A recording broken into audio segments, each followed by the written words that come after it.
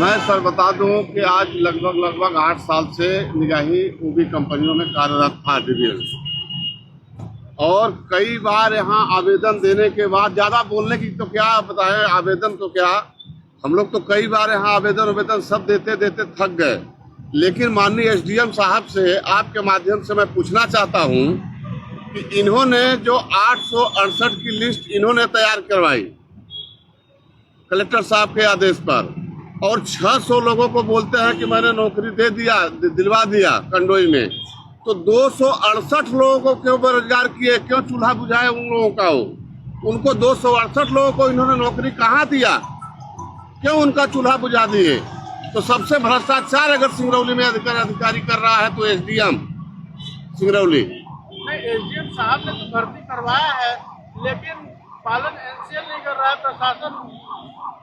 शायद जनप्रतिनिधियों का कोई दबाव होगा, ऐसा हो सकता है। तो जनप्रतिनिधियों का दबाव है तो ये जब जनप्रतिनिधि सारा नेतृत्व करे सिंगरौली का, ये क्यों कर रहे हैं कि कुर्सी पर बैठ के जनप्रतिनिधि करे, कलेक्टर साहब और एसडीएम साहब कुर्सी छोड़े अपना है हाथ में बचा नहीं है जी, उनके हाथ में, प्रशासन के हाथ में अब नहीं बचा है।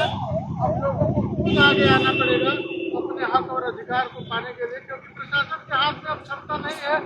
सीधे उन्होंने हाथ खड़ा करके लिख दिया कि भैया रोजगार मांगने मत आना मेरे पास। जब हम रोजगार कलेक्टर के पास नहीं मांगेंगे, एसडीएम के पास नहीं मांगे, वो भी नहीं तो कोई हम इनसे भीख नहीं मांग रहे हैं कि हमको वहाँ लगवा दीजिए। हम लोग तो पुराने वहाँ वर्कर हैं, तो पुराने वर्करों को क्यों बेघर कर दिया जा रहा है और नए धड़ल्ले से भर्ती हो रहा है। हम लोग तो कई बार आवेदन भी दिए इनके पास की कम से कम आपने तो जांच तो करवा दीजिए, लेकिन 800-900 भर्ती का कंडोई कंपनी इनको बोले थी आप 1300-1400 उसमें वर्कर हो गए। यही एक बड़ी बात है, प्रशासन को कंपनी ने भी गुमराह किया। कंपनी ने कहा है कि सिर्फ 900 लोगों का मैन पावर है, लेकिन आज देख रहा हूँ 1300-1400 लोगों की भर्ती उन्होंने किया। अभी भी भर्ती चल रही है पैसे लेकर के।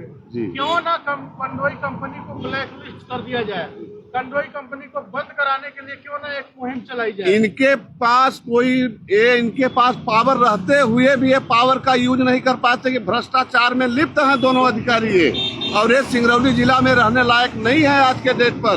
जब तक ये दोनों अधिकारी अगर यहाँ रहेंगे तो इसी तरह का बेरोजगार मारा जाएगा, हर समस्या आती रहेगी। ये लोग खाली पूरा लिप्त है, दलालों को बढ़ावा दे के केवल इस तरह का सिंगरौली के लोगों को चूल्हा बुझा रहे हैं। बस इनका यही काम है कि सिंगरौली की जनता किस तरह प्रताड़ित हो और बड़े लोग दलालों फूले फले अपना। हम लोग कहाँ से पैसा पाए बताइए। आज ये बात मान